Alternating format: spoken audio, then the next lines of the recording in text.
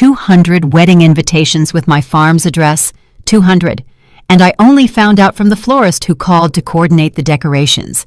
Imagine the humiliation. My own son, David, and his fiancée, Jessica, had planned their wedding on my property without even asking if it was okay, as if I were invisible, as if my farm were theirs.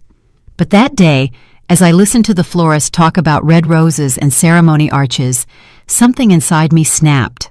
I worked for 40 years to buy that land. 40 years as a housekeeper, cleaning other people's homes, enduring humiliations, saving every single penny, and now my own son was treating it as if it were his. I hung up the phone with trembling hands and immediately called the biggest event company in the city. "Are you available on Saturday?"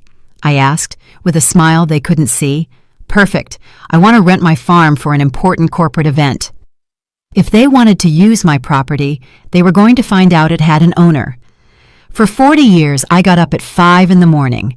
40 years cleaning floors that weren't mine, washing other people's clothes, ironing shirts for men who didn't even greet me when I arrived at their homes. 40 years putting up with disrespect from bosses who treated me worse than their dogs, who yelled at me if I broke a cup, who docked my pay if I was 5 minutes late because of public transportation. All for a dream that seemed impossible, to have my own place in the world. My 74-acre farm on the outskirts of town with its white-painted farmhouse, its mango and avocado trees, that wide porch where I planned to spend my golden years drinking coffee in peace, watching my flowers grow, and listening to the birds sing. I remember the day I saw the ad in the newspaper. Farm for sale, 74 acres, house included. The price seemed like a distant dream, but something inside me told me it was my chance.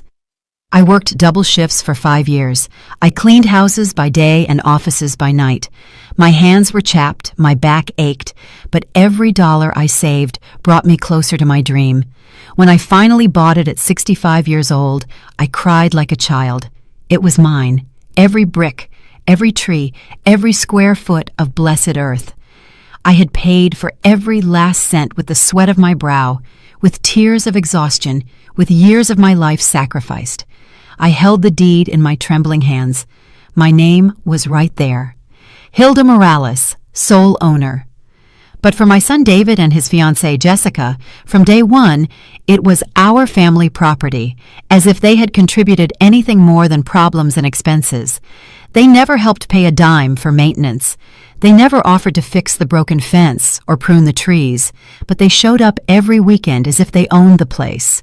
They would come over with their friends without warning, have parties late into the night, leave empty bottles all over the house, and expect me to clean up like their personal maid. "Mom, could you make something to eat? More guests showed up than we expected," Jessica would say to me with that fake smile I so detested, as she flopped down on my new hammock like she was the queen of the place. And I, like a fool in love with my children, always obeyed. I cooked for 10, 15 people who didn't even thank me. I cleaned up after their parties, washed their dirty dishes, picked up their messes, always swallowing my pride, thinking it was a matter of family love, that this was how bonds were built, how naive I was all these years, how blind I was not to see how they were systematically using me. That Tuesday morning, I was watering my tomato plants, enjoying the morning silence, when the phone rang for the first time. It was a man with a professional and friendly voice, asking me about the specific details of the event on Saturday. "What event?" I asked, completely confused, with the hose still in my hands. "The wedding of Mr. and Mrs. David and Jessica," he replied with complete ease. "We have your address as the ceremony location and need to coordinate the delivery of the round tables, chairs, tablecloths, and the floral arch for 200 confirmed guests." I felt as if I had been doused with ice water. My legs trembled violently, and I had to sit down on the porch step before I fell.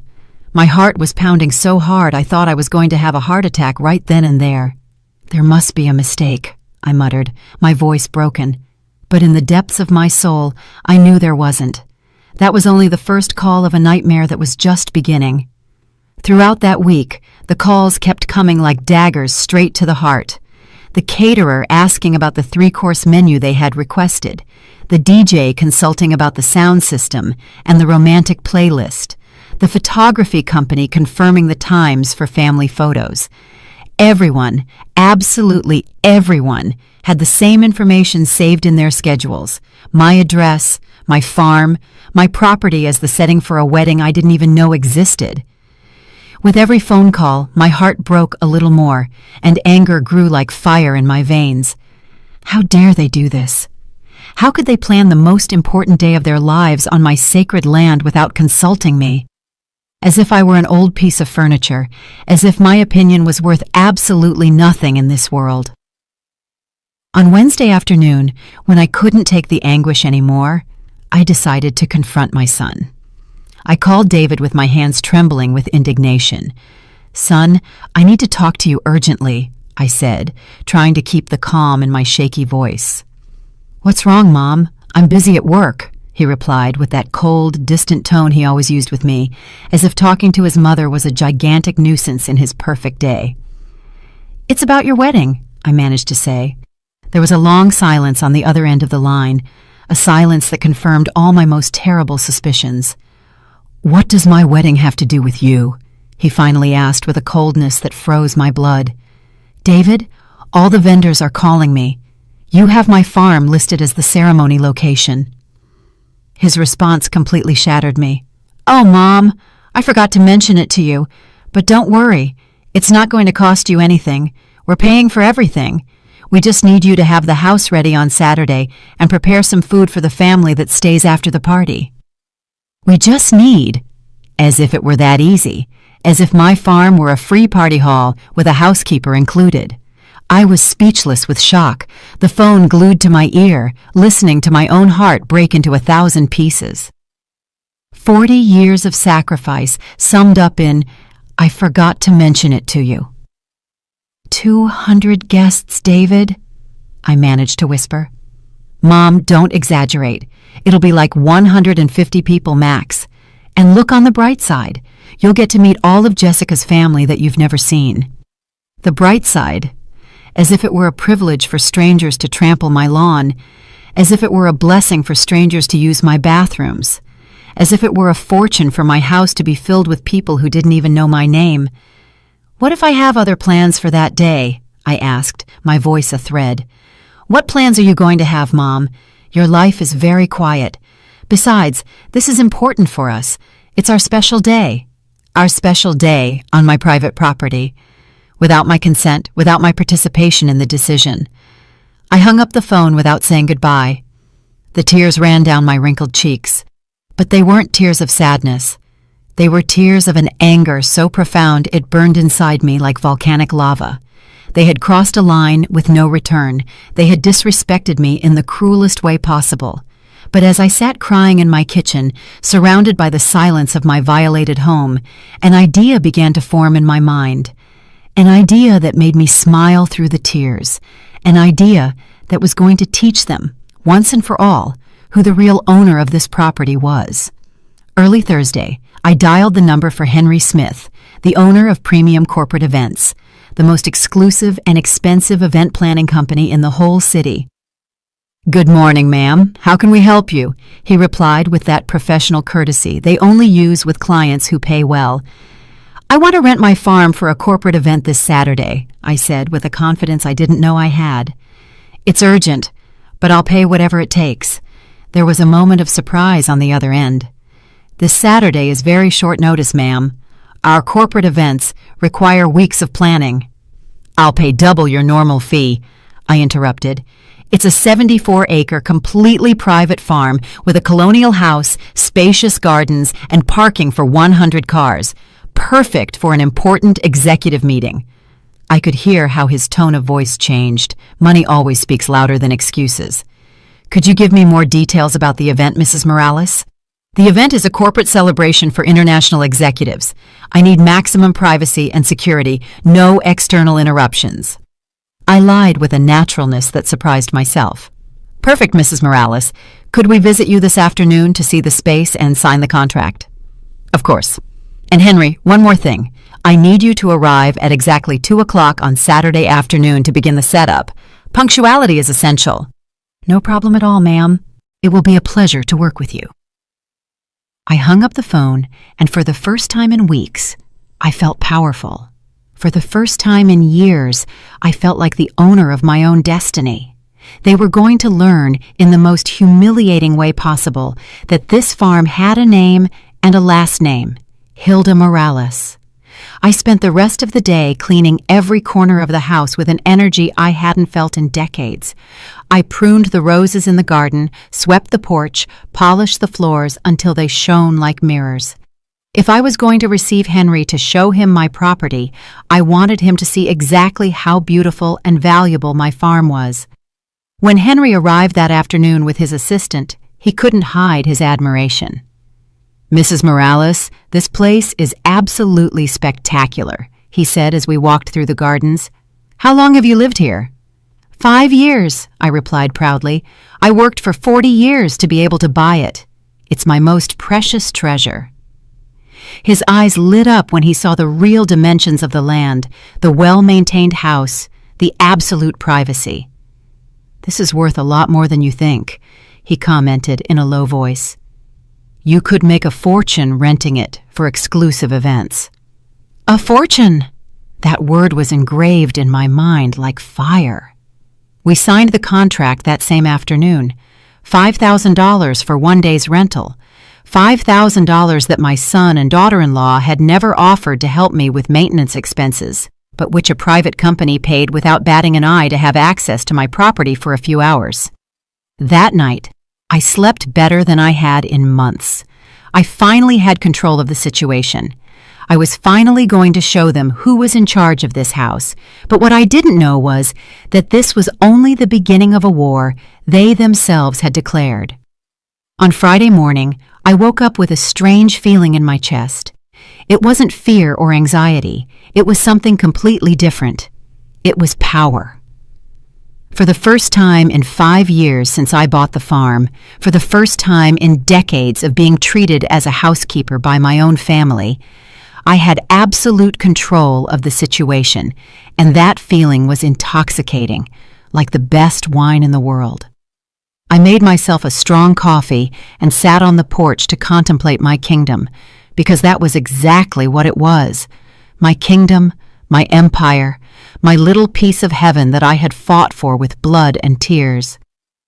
The mango trees swayed gently in the morning breeze. The flowers I had planted with my own hands filled the air with a sweet scent, and the silence was so absolute I could hear the beat of my own vengeful heart.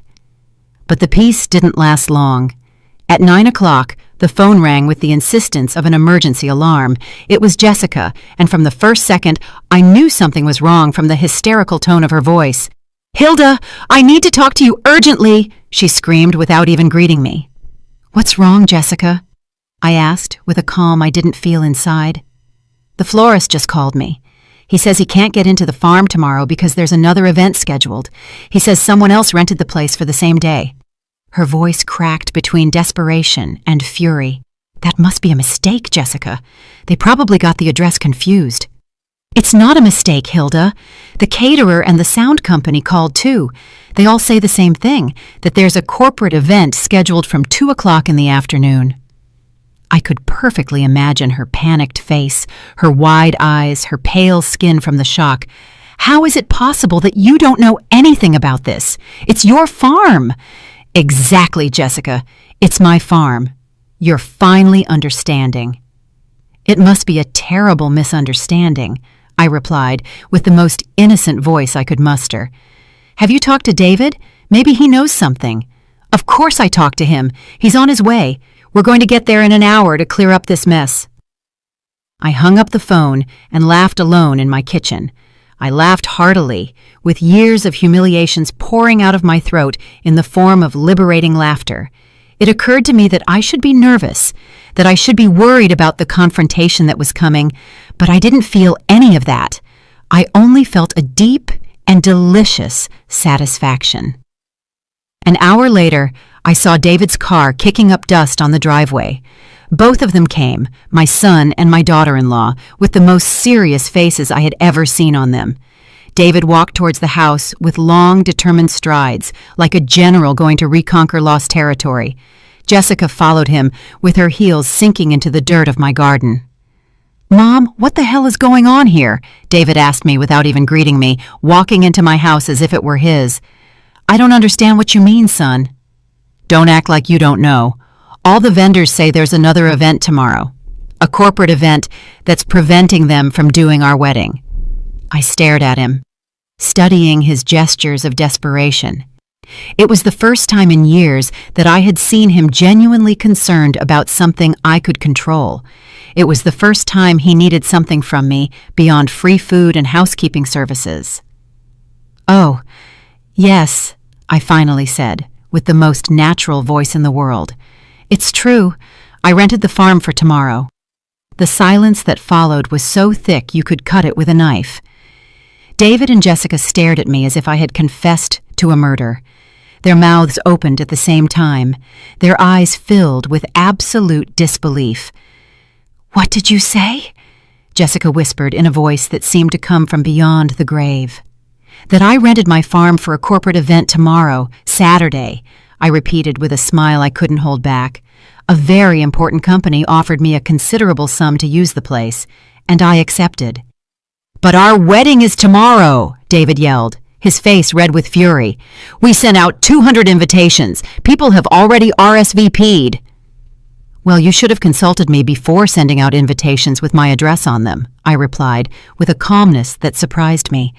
"This is my property, David. Not yours, not Jessica's, not my family's. And I decide what happens here and when." Jessica approached me with eyes full of angry tears. "Hilda, you can't do this to us. It's our most important day. We've been planning this wedding for months." "We've been planning," she says. I repeated her words with sarcasm. "And at what point in those months did it occur to you to ask me if I agreed?" "But you're his mother," she yelled, pointing her finger at me as if I were a criminal. "A mother is supposed to support her son on his wedding day. A son is supposed to respect his mother and not use her property as if it were his own," I retorted, getting up from the chair. David paced my living room like a caged lion. "This is ridiculous. Cancel that corporate event. Tell them there was a mistake, that the place was already booked." "I'm not going to cancel anything, David.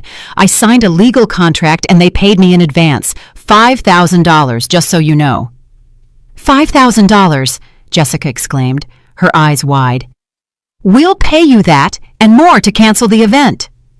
There it was, the desperate offer, the moment they finally recognized that my property had value, that my decision had weight, that I had power over something they needed.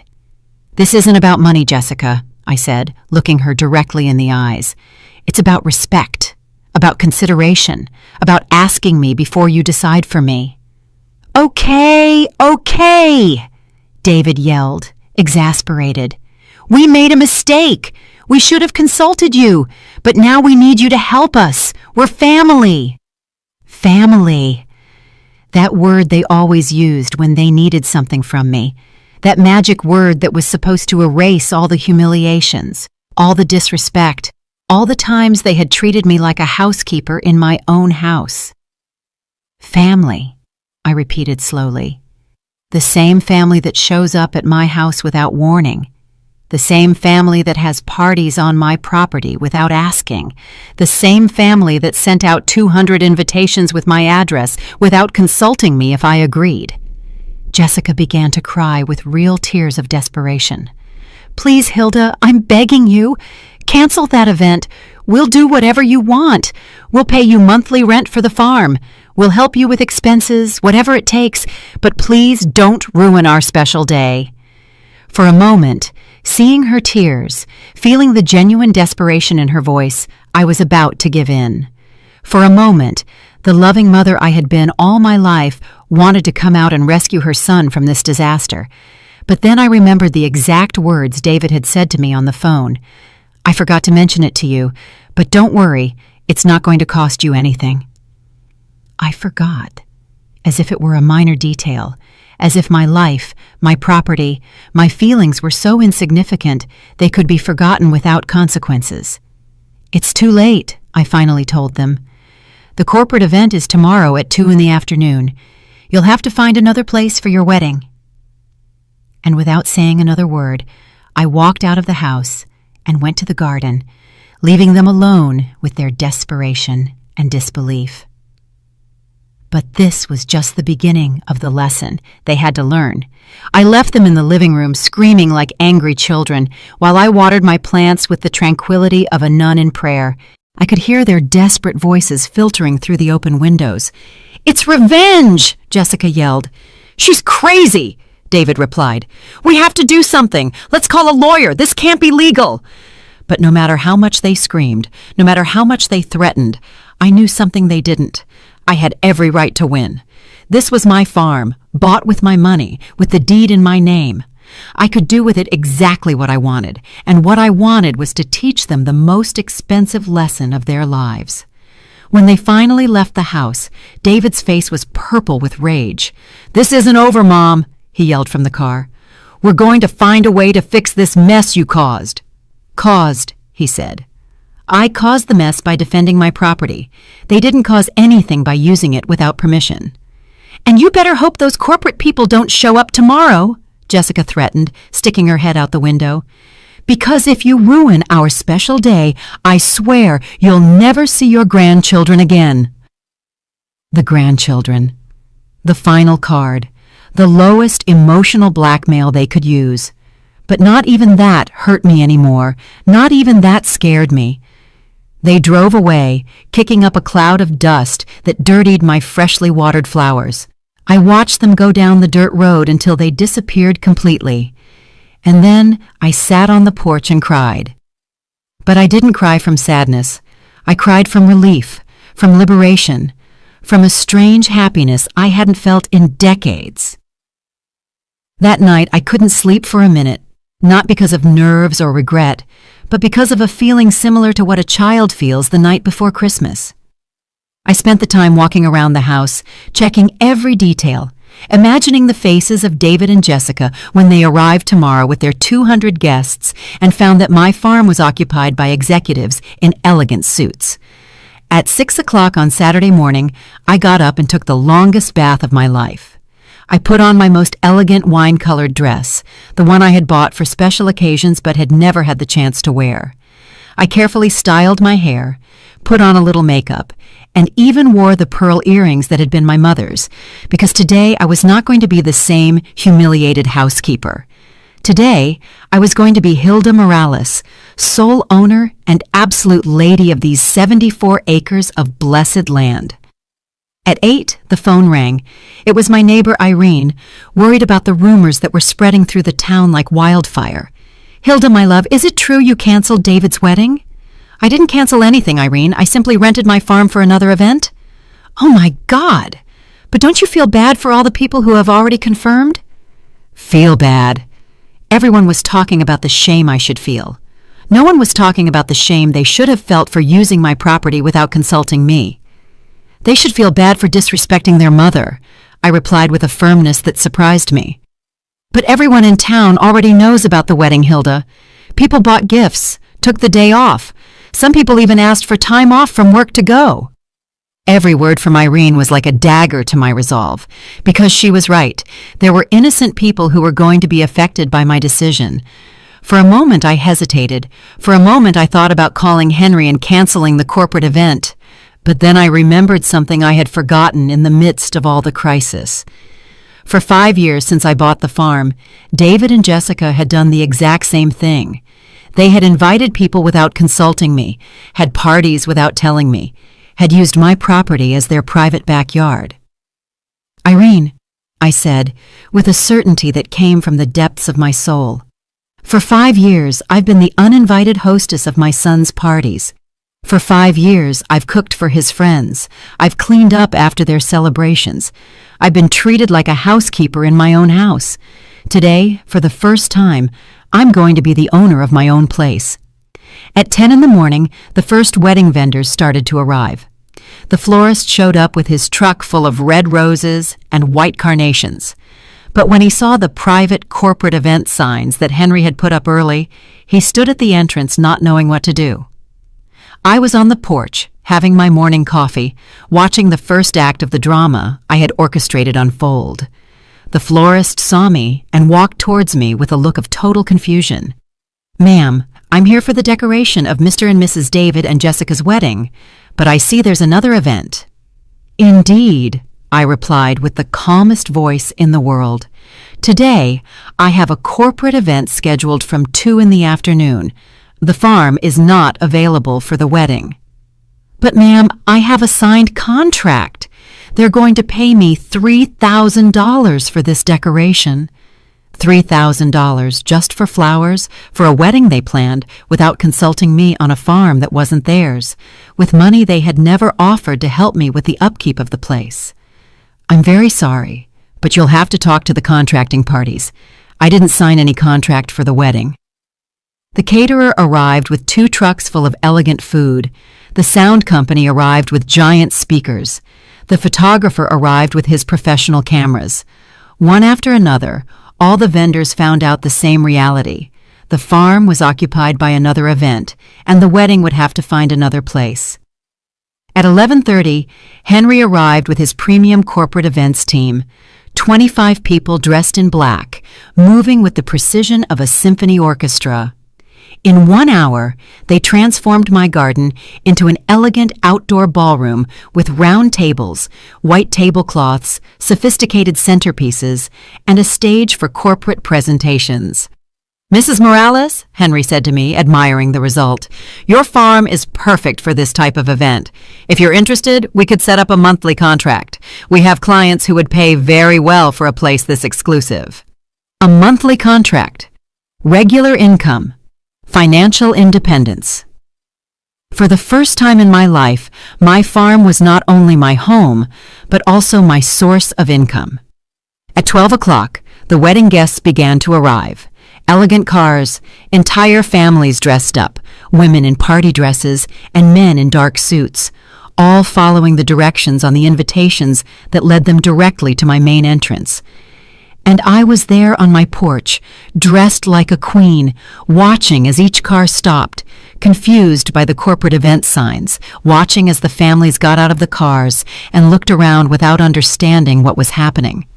Watching as, little by little, a crowd of lost guests formed at the entrance to my farm. Some approached me to ask, "Excuse me, ma'am, do you know where David and Jessica's wedding is?" "I'm afraid it can't be held here today," I replied courteously. "The farm is rented for a corporate event." The confused faces turned to surprise, then to indignation. "But how is that possible? We received the invitation with this address." "You'll have to talk to the bride and groom. I'm just the owner of the place." At 2 o'clock, the executives for the corporate event arrived. 50 impeccably dressed men and women in new cars, treating me with the respect and courtesy that a successful businesswoman deserves. "Mrs. Morales, thank you so much for allowing us to use your beautiful property," the CEO told me, shaking my hand with genuine admiration. And while the executives enjoyed their elegant meeting in my perfectly decorated garden, I sat on my porch to await the moment I had been imagining all week, the moment David and Jessica would arrive in their wedding attire and find out that they could no longer dispose of my life as they pleased. At 2:30 in the afternoon, just as the executives were starting their corporate presentation in my garden, I saw a caravan of white cars decorated with silver ribbons appearing on the dirt road. My heart sped up like a war drum. It was the wedding party, the main car with the bride and groom, followed by the groomsmen, bridesmaids, and several close family members. From my privileged porch, I could perfectly see the scene unfolding like a dramatic play. David's car stopped at the main entrance, and he got out first, looking very elegant in his black tuxedo, but with a panicked look that brutally contrasted with his formal attire. Jessica got out after him, and I must admit she looked beautiful in her ivory wedding dress, with that endless train and that veil that had cost more than I earned in 3 months when I was a housekeeper. But her beauty completely vanished in the face of the absolute horror she had on her face when she saw the reality of my garden. 50 elegantly dressed executives occupied the round tables she had dreamed of for her wedding. A corporate presentation was being projected on the giant screen where the wedding altar should have been. The professional sound system amplified the voices of the presenters where the promises of eternal love should have resonated. "This can't be happening," Jessica screamed, with a desperation that was heard above the corporate murmur. "This is our day. This is our wedding." But her screams were lost in the air because the executives were completely focused on their event, oblivious to the matrimonial drama unfolding a few feet away. David ran towards the house like a man possessed, the tails of his tuxedo flying behind him. "Mom, Mom, get out here immediately!" he yelled from the foot of the porch with a fury I had never seen in him. "You have to stop this right now! You have to kick these people out of here!" I slowly got up from my rocking chair, smoothed out my wine-colored dress, and walked to the porch railing with the dignity of a queen receiving her rebellious subjects. "Good afternoon, David. You look very elegant in that tuxedo." "This is no time for jokes, Mom. There are 100 guests waiting outside. The church already confirmed they can't change the ceremony to another location. Jessica's whole family traveled from out of town." "What a shame," I replied, with a tranquility that infuriated him even more. "You should have thought about all that before using my property without my consent. Mom, please, I'm begging you, cancel that corporate event. Tell them there was a family emergency." Jessica ran over with her wedding dress lifted so she wouldn't trip, with real tears running down her perfectly made-up cheeks. "Hilda, please, I'll give you $10,000 right now, $20,000, whatever you want, but help us." $20,000, 4 times more than the corporate company was paying me, 4 times more than they had ever offered to help me with the upkeep of the farm, money that appeared magically only when they needed me desperately. $20,000, Jessica, I repeated slowly. Where are you going to get $20,000 right now? From our savings for the honeymoon, from the money we had for the down payment on the new house. I don't care, just help us. It was fascinating to see how the money they had never had to treat me as the owner of the house appeared instantly when they needed me as a wedding savior. The problem isn't the money, I told them with a firmness that surprised me. The problem is that I signed a legal contract. Those executives paid me in advance and trusted my word. To hell with your word, David exploded, completely losing his composure. We're your family. We should be your priority. Family. That magic word they used when they wanted to manipulate my feelings. That word that was supposed to erase 40 years of ignored sacrifices. Family, I repeated, with a smile I couldn't control. The same family that for 5 years has used my farm as their personal backyard. The same family that has never asked me if I agree with their plans. But this is different, Mom. This is our wedding. It's the most important day of our lives. And my farm is the most important achievement of my life, I replied, walking down the porch steps one by one. For 40 years I worked to buy it. 40 years cleaning other people's homes, enduring humiliations, saving penny after penny, and you've treated it as if it were yours.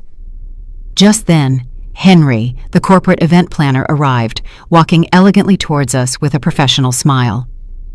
Mrs. Morales, I apologize for the interruption, but we wanted to thank you personally for this extraordinary place.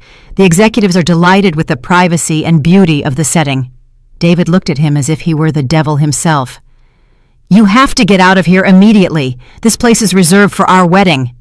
Henry looked at me confused, waiting for my explanation. Henry, this is my son and my daughter-in-law. It seems there was a misunderstanding with the dates. A misunderstanding? Jessica yelled, her voice breaking. It was no misunderstanding. She rented the farm knowing perfectly well that it was our wedding day. Henry frowned, beginning to understand the family situation unfolding in front of his professional eyes. Mrs. Morales, he said with all the diplomacy possible, if there is a family conflict, we could consider moving our event to... There is no conflict, I interrupted him firmly. You have a signed and paid contract. Your event continues exactly as planned. Henry's face showed respect and admiration. In the business world, a given word and a signed contract were sacred. Perfect, Mrs. Morales. It's a pleasure to do business with such a professional person." And he walked away, back to his event, leaving us alone with the family tension that cut the air like a knife. David stared at me with a mixture of disbelief and something that looked dangerously like fear. For the first time in his life, he was seeing his mother as something more than the family's housekeeper. For the first time, he was understanding that I had power, my own will, and the ability to say no. "What are we going to do with all the guests?" Jessica asked in a broken whisper. "What are we going to tell them? How are we going to explain that Grandma canceled the wedding?" "I didn't cancel anything," I clarified for the umpteenth time. "You organized a wedding on someone else's property without consulting the owner." At that moment, more guests' cars began to arrive, entire families getting out, confused, children dressed up running around the parking lot, grandparents with canes wondering where the ceremony was. The chaos multiplied exponentially with every minute that passed, and I was right there in the eye of the hurricane, feeling more powerful and more in control of my destiny than I had ever felt in my 70 years of life. But what David and Jessica didn't know was that this was just the beginning of the lesson they had to learn about respect, consideration, and the consequences of treating their mother like a housekeeper. The situation became more chaotic with every passing minute. The wedding guests crowded at the entrance to my farm like a confused mob, some indignant, others worried, all without understanding what the hell was going on with the ceremony they had come to witness. Voices were raised in Spanish, English, and even Italian, because Jessica's family was international and people had traveled thousands of miles to be present on this special day. "But where is the wedding?" asked an older lady with an Italian accent, dressed in a very elegant pink suit. "Why are there businessmen where the altar should be?" A group of David's cousins argued among themselves, some blaming the bride and groom for the disorganization, others trying to find logical explanations for the inexplicable. Jessica ran from group to group like a chicken with its head cut off, trying to explain the inexplicable with her wedding dress dragging in the dirt of my garden. "It's a horrible misunderstanding," she would say, her voice breaking. "My mother-in-law had a problem with the dates. We're trying to fix it." But each explanation sounded more desperate than the last. David, for his part, had completely lost the elegant composure a groom is supposed to have on his wedding day. His hair was messy, his tie was crooked, and he paced back and forth like a caged lion, talking on the phone with a desperation that was pitiful. "I need a place for 200 guests. Now! I don't care about the price, it's a family emergency." But it was Saturday afternoon, and all the event halls, hotels, and elegant restaurants already had their own celebrations scheduled. No one could accommodate 200 guests at the last minute, especially not for a complete ceremony with decorations, sound, and catering. Meanwhile, I remained on my porch as a privileged spectator of the most satisfying play of my life. The executives of the corporate event continued with their meeting, completely oblivious to the family drama unfolding a few feet away, focused on their business presentations and professional networking. From time to time, a wedding guest would approach me directly to ask what was happening. "Excuse me, ma'am, do you know where the ceremony will be held?" "I'm afraid you'll have to ask the bride and groom," I would reply with the most polite courtesy. "I am only the owner of the farm, and today it is rented for a corporate event." The look of confusion on each person's face was a masterpiece. They didn't understand how the groom's grandmother could not know anything about her own son's wedding. They didn't understand how it was possible that there was another event in the same place and on the same date. They didn't understand anything, and that confusion was exactly what I had planned. At 3:30 in the afternoon, Father Thomas, the priest who was going to officiate the ceremony, arrived. He was an older man, about 60, with that infinite patience that priests develop after decades of dealing with family dramas. He got out of his black car, saw the chaos, approached David directly, and put a hand on his shoulder. "Son, explain to me what's going on here." David completely broke down in the presence of Father Thomas. It was as if the figure of religious authority made him revert to the Catholic boy he had been, the boy who didn't dare to lie in confession. Father, my mom rented the farm for another event. We didn't know. We didn't ask her. Father Thomas looked at me with those wise eyes that have seen everything in life. He walked slowly to my porch, went up the stairs, and sat in the rocking chair next to mine. Hilda, right? I'm Father Thomas. Can we talk for a moment? Of course, Father. I liked his approach. He didn't come in yelling or demanding like David and Jessica. He didn't try to manipulate me emotionally. He simply wanted to understand the situation from my perspective. Tell me what happened here, he said with that quiet voice that confessors use. I explained everything to him from the beginning. The 40 years of work, the 5 years of being treated like a housekeeper on my own farm, the parties without invitation, the wedding planned without consulting me, the 200 invitations sent out with my address without my knowledge. I told him everything with the honesty owed to a man of God. Father Thomas listened in silence, nodding from time to time, without judging them or me. When I finished talking, he remained silent for several minutes, looking at the garden where the executives were enjoying their corporate event, while the wedding guests remained confused in the parking lot. I understand your pain, Hilda, he finally told me, and I understand that you feel disrespected. But I also understand that there are 200 innocent people who came with the best intention of celebrating your son's love. Father, I didn't create this situation. I only defended my property. I know, my dear, and you have every right to defend what is yours. But now we have to think about how to solve this in the most Christian way possible. I liked that he didn't judge me, but I also didn't like the implication that I had to be the one to solve the problem that others had created. What do you suggest, Father? Well, the corporate event is already set up and you have a legal contract. We can't interrupt that. But perhaps we could use the area in front of the house for a small ceremony, just with the closest family, and then find a restaurant for the celebration. It was a reasonable proposal, I must admit, but there was a problem. Accepting that proposal would mean rescuing David and Jessica from the consequences of their own decisions. It would mean teaching them that they could disrespect their mother, because in the end, she would always rescue them. Father, I said, looking him directly in the eyes, for 5 years, I've rescued my son from the consequences of his decisions. I've cleaned up after his parties. I've cooked for his friends. I've allowed him to treat my house as if it were his. And every time I rescue him, he learns that he can do whatever he wants because Mom will always be there to fix the mess. Father Thomas nodded slowly. He was a wise man and perfectly understood the moral dilemma I was facing. And what do you think should happen now? I think my son needs to learn that decisions have consequences, that he can't use other people's property without permission, not even if that person is his mother. At that moment, Jessica ran towards the porch with her wedding dress dirty from the dirt and tears running down her cheeks. Father Thomas, thank God you're here. Please help us. Hilda has to understand that this is our special day. The father looked at her with compassion, but also with that firmness that characterizes good priests. Jessica, my dear, before we talk about special days, we need to talk about respect and consideration for others. It is true that you planned this wedding without consulting Mrs. Hilda. Jessica fell silent with her mouth open, not knowing what to say, because the truth was indefensible, and she knew it. It's just that we thought she was family. We didn't think it was necessary.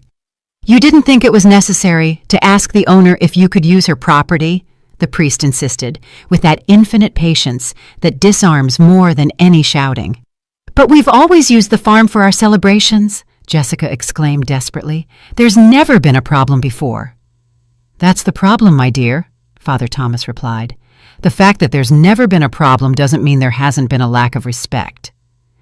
And at that moment, seeing Jessica's face confronting the truth in front of a man of God, I knew that someone else finally understood my point of view.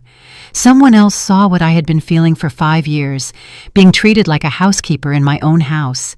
But the lesson was just beginning. Father Thomas stayed with us for a whole hour, mediating between the desperation of the bride and groom and my unshakable determination. It was like a spiritual referee in the strangest ring in the world, a 70-year-old grandmother against her own son on his wedding day. But while we were talking, something incredible began to happen. The executives from the corporate event began to notice the drama unfolding a few feet from their professional meeting. At first, they tried to politely ignore it, but it was impossible not to see a bride in a white dress crying uncontrollably while 200 confused guests filled the parking lot of my farm. Henry, the event planner, discreetly approached where we were.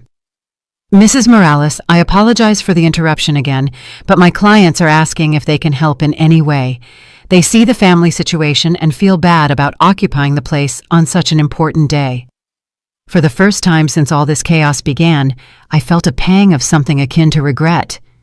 These elegant professional executives were showing more consideration for an unknown family than my own son had shown towards me for 5 years. "It's very kind of you, Henry, but you have a paid and planned event. You shouldn't worry about our family matters." "Well, if you change your mind, we'll be here until 6 o'clock this evening. After that, the place is completely free." 6 o'clock this evening. That meant they could technically have some kind of nocturnal celebration after the executives left. It was a possibility I hadn't considered, and I saw Jessica's eyes light up with desperate hope when she heard those words. "Did you hear that, Hilda?" she asked me, her voice broken but hopeful. "We could have the ceremony after 6. We could have a candlelit evening wedding. It would be even more romantic." "Jessica," I replied gently, "the problem isn't the schedule. The problem is that you never asked me for permission to use my property." David then approached, and for the first time since this whole crisis began, he didn't have a look of fury on his face, but of something that looked dangerously like humility. "Mom," he said in a voice I hadn't heard since he was a child. "You're right. We made a horrible mistake. We disrespected you in the worst way possible." I remained silent, waiting to see if there was more than a superficial apology dictated by desperation. "We should never have taken it for granted that we could use your farm without asking. We should never have sent out invitations with your address without consulting you. And we should never have treated you as if you were our employee instead of treating you as the owner of the house you are." His words sounded sincere, but I had heard apologies before. Whenever he needed something from me, David knew exactly what to say to soften my mother's heart. "And what will you do differently if I give you another chance?" I asked him directly. "We'll pay you monthly rent for using the farm on weekends," he replied immediately. "We'll consult you before making any plans that involve your property, and we'll treat you with the respect you deserve as our mother and as the owner of this house." Monthly rent, prior consultations, respect as the owner of the house. All the things I had wanted for 5 years, and which appeared magically only when they needed me desperately. "How much monthly rent?" I asked, more out of curiosity than real interest. $1,000 a month, he replied without hesitation. "And we'd take care of all the maintenance expenses, gardening, repairs, utilities whenever we're here. $1,000 a month plus expenses. $12,000 a year that they had never offered before, that appeared as if by magic when they needed me. Jessica then approached and knelt in front of my rocking chair, with her wedding dress spread over the porch planks like a white cloud. "Hilda, please, I swear to God we will never disrespect you again. I swear you'll be treated like the queen of this house, as you deserve to be treated." It was a powerful image. The daughter-in-law who had treated me like a housekeeper for 5 years, kneeling in front of me in her wedding dress, begging for forgiveness. It was the validation I had been waiting for decades without even knowing it, but I also knew something they didn't. Promises made in moments of desperation are rarely kept when the crisis passes. The $1,000 a month would become, "This month is tough, Mom." The prior consultations would become, "We forgot to mention it to you." The respect as queen of the house would become, "Mom, could you make something to eat?" "Get up, Jessica," I told her gently. "You don't need to kneel in front of me. You just need to respect me." She got up with tears of hope running down her cheeks. "Does that mean you're going to help us?" At that moment, I looked around my farm. The distinguished executives enjoying their professional event, the 200 wedding guests waiting for some solution in the parking lot, my son and daughter-in-law in their formal wear, humiliated but finally understanding the value of my property and my opinion. And for the first time in 5 years, maybe for the first time in my life, I had all the power in the situation. I decided what happened next. I was the absolute owner of my destiny and the destiny of everyone else in that moment. Father Thomas looked at me with those wise eyes that have seen thousands of family dramas. "What does your heart say, Hilda?" "My heart says many different things, Father. It says that I love my son and want to see him happy, but it also says that I'm tired of being treated like a housekeeper in my own house."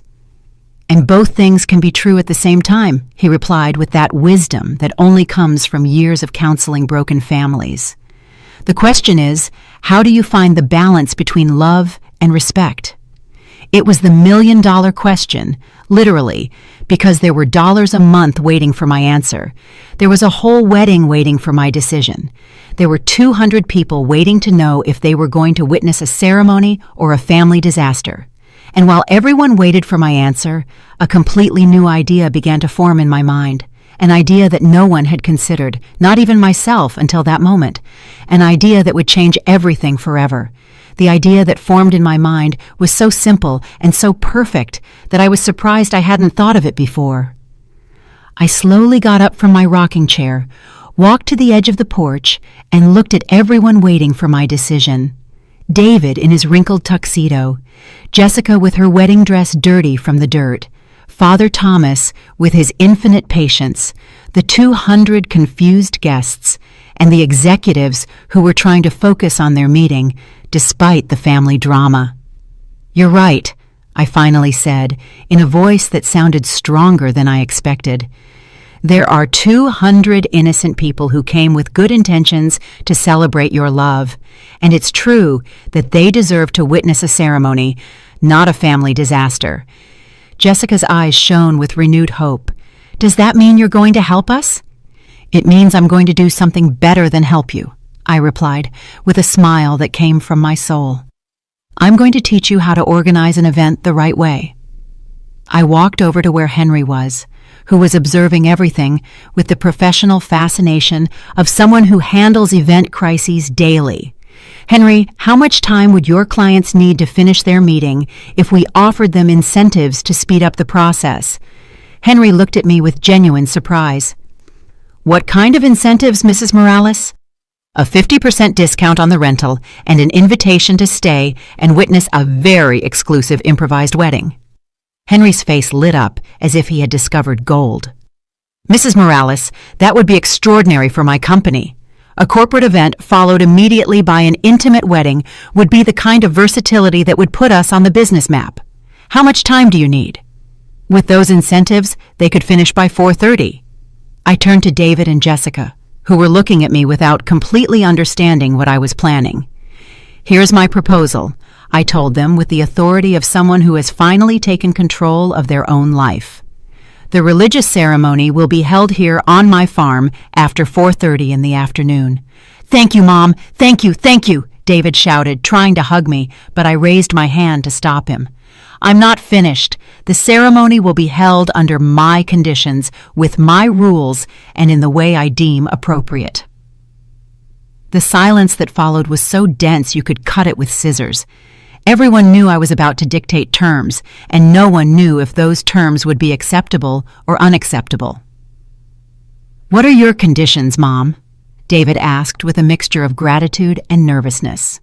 "First condition, from this moment on and forever, any event you want to hold on my property must be consulted with me at least 1 month in advance. Second condition, you will pay $1,000 a month in rent for the use of the farm on weekends, plus all maintenance expenses." So far, everything was in line with what they had promised in their desperation. Third condition, during today's ceremony, I will be publicly recognized as the owner and hostess of this place. Fourth condition, after the ceremony, all the guests will know the complete story of how this wedding was organized. I watched as David and Jessica's faces gradually changed from hope to concern. "What do you mean by they will know the complete story?" Jessica asked in a small voice. I mean that during the toast, I am going to explain exactly how we got to this situation, how 200 invitations were sent out without consulting the owner of the property, how a complete wedding was planned without my knowledge, and how everything was almost canceled because no one thought it was necessary to ask me for permission. The look of absolute horror on their faces was almost comical. It was obvious they would prefer any punishment to public humiliation in front of all their family and friends. "Mom, you can't do that to us," David murmured. "Jessica's family, our friends, everyone is going to think we're disrespectful." "And weren't you?" I asked with a devastating simplicity. "Weren't you disrespectful by using my property without my consent? Am I not the one who should feel humiliated for being treated like a housekeeper in my own house?" Father Thomas cleared his throat. "Hilda, I understand your point, but public humiliation can permanently damage family relationships." "Father, with all due respect," I replied, looking him directly in the eyes, "disrespect towards parents also permanently damages family relationships. The difference is that my humiliation has been private for 5 years, while theirs would be public for 5 minutes. It was an unassailable logic, and Father Thomas knew it. He nodded slowly, acknowledging that I had a valid point. "What if we accept all your conditions?" Jessica asked, her voice breaking. "Including the public toast?" "Including the public toast!" Jessica and David looked at each other with that silent communication that couples have when they face difficult decisions. I could see them calculating mentally.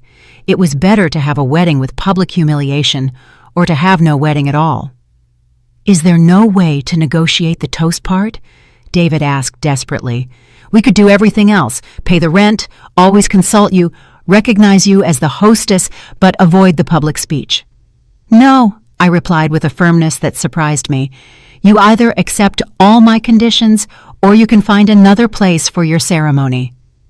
It was the moment of truth, the moment they had to decide if their pride was more important than their wedding, the moment they had to choose between temporary humiliation and the complete loss of their special day. Jessica was the first to break. Tears began to roll down her cheeks as she nodded slowly. "Okay," she whispered, "we accept all your conditions, all of them, including the toast." David looked at her in surprise, then looked at me, and finally he also nodded. "Okay, Mom, we accept." At that moment, I felt something I had never felt in my life. Absolute power mixed with poetic justice. It wasn't cruel revenge. It wasn't gratuitous malice. It was simply the natural consequences of their own decisions presented in a way that everyone could learn the lesson. "Perfect," I told them with a smile that came from the depths of my satisfaction. "Henry, please proceed to talk to your clients about speeding up the event. Father Thomas, we'll need to reorganize the ceremony for 5 o'clock in the afternoon. David, go inform all the guests that the wedding will take place, but with a modified schedule." The machinery of organization was immediately put into motion.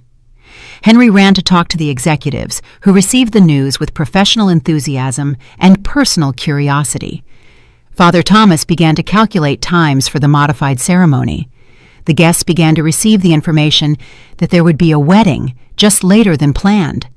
And I sat on my porch, watching as my farm became the setting for a wedding that would finally take place on my terms, with my rules, and with the public recognition that this property had a name and a last name, Hilda Morales. But the best part was yet to come. The part where all the guests would know the complete story of how a 70-year-old grandmother taught her son and daughter-in-law that respect is not negotiable, that consideration is not optional, and that mothers also have dignity. The best part was the toast I was mentally preparing, the speech that would be remembered for decades in all future family gatherings. At 5:30 in the afternoon, my farm was transformed into something I had never imagined. The executives had kept their word and finished their event on time, but most of them had stayed as special guests, fascinated by the idea of witnessing a family wedding after their business meeting. It was like having 2 events in one, and the mix of corporate elegance with family drama created a unique atmosphere.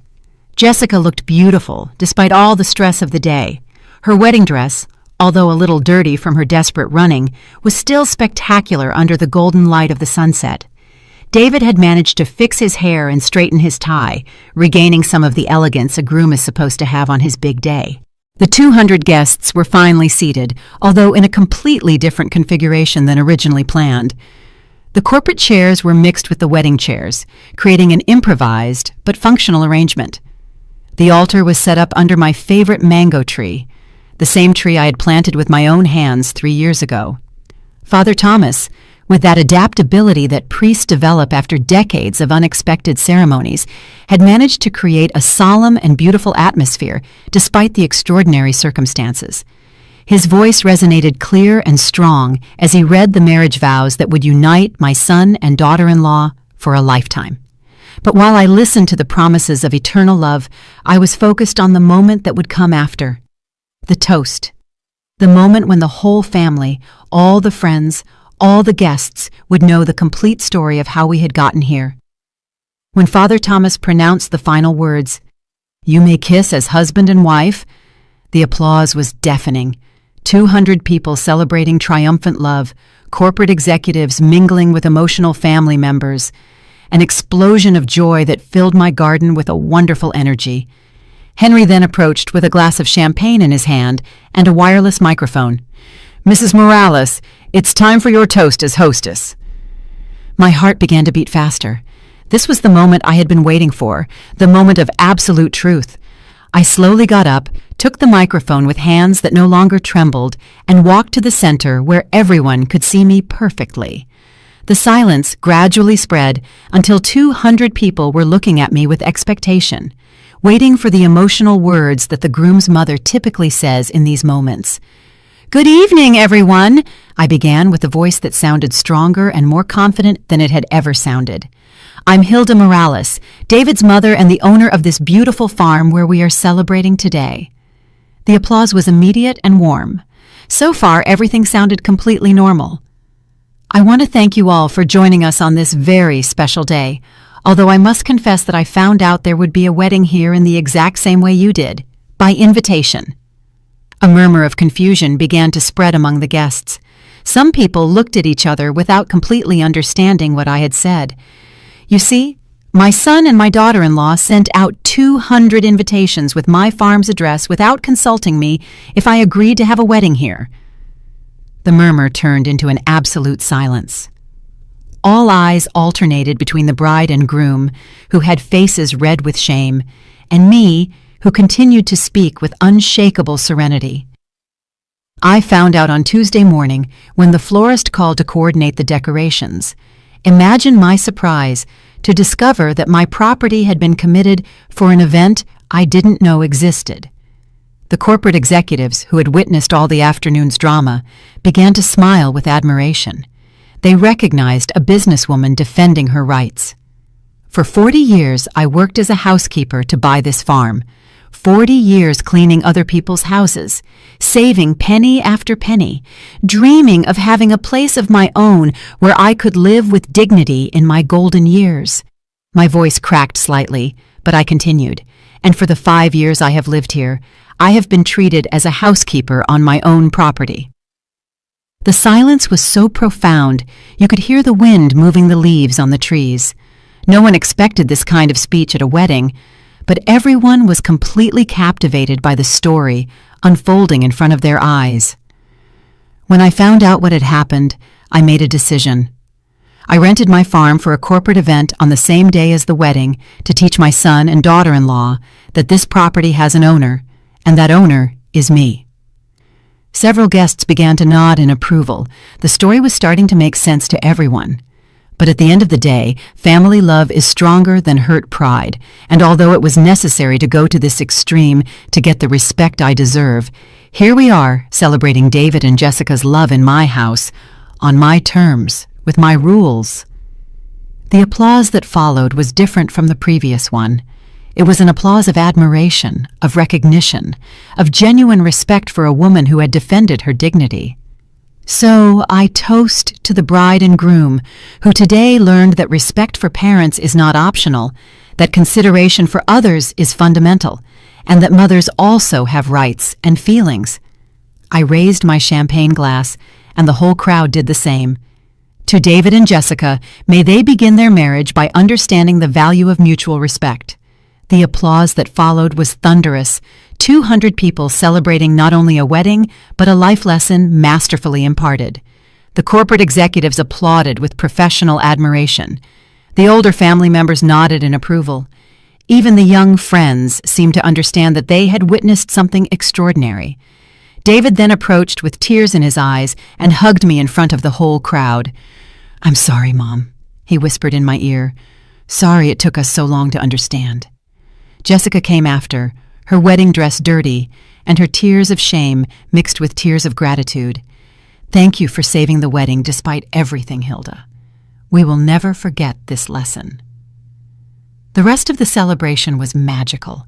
The guests constantly came up to congratulate me, not only on my son's wedding, but on the way I had handled the situation. "What a brave woman," Melissa's Italian grandmother said to me. "I wish more mothers had your character," a David's uncle commented. The corporate executives integrated perfectly into the family party, exchanging business cards and talking about future events on my farm. Henry sought me out before he left. "Mrs. Morales, after what I witnessed today, I want to offer you an exclusive contract. Your farm and your personality are exactly what our most demanding clients are looking for." When everyone was gone and I was left alone, cleaning up the last details, I sat on my porch and looked at the stars beginning to appear in the night sky. In my hands, I held two things I hadn't had when I woke up that morning: a contract to turn my farm into a prosperous business and the absolute respect of my family. But the most important thing I had was something that could not be touched or measured: the certainty that I would never again allow anyone, not even my own son, to treat me as less than I am. The certainty that Hilda Morales was not just the self-sacrificing mother, not just the complacent grandmother, not just the family's housekeeper. Hilda Morales was the owner of her own destiny, the lady of her own house, the author of her own story. And that story had just begun the most beautiful chapter of all, the chapter where I finally respected myself enough to demand that others respect me too. At 70 years old, I had learned the most important lesson of my life, that love without respect is not true love, and that teaching respect, even if it is painful, is the greatest gift a mother can give her children. 6 months have passed since the most talked about wedding in town, and my life has changed in ways I never imagined. Every morning I wake up on my farm with a feeling I didn't know before, the feeling of being completely in control of my own existence. The events business has flourished beyond my wildest dreams. Henry kept his promise, and my farm has become the most exclusive place in the region for elegant weddings and corporate meetings. Every weekend, I receive between $3,000 and $5,000 for renting my property, money that has given me a financial independence I never had, not even when I was working double shifts as a housekeeper. But the most beautiful thing is not the money. The most beautiful thing is the respect. David and Jessica have religiously kept their promise. Every month, they deposit the $1,000 in rent on time, and they have never, not once, shown up without consulting me first. When they want to use the farm for a family celebration, they call me weeks in advance, politely ask if the date is available, and wait for my answer without taking anything for granted. The first time they did it, 4 months ago, I almost cried with emotion. David called me one Thursday afternoon.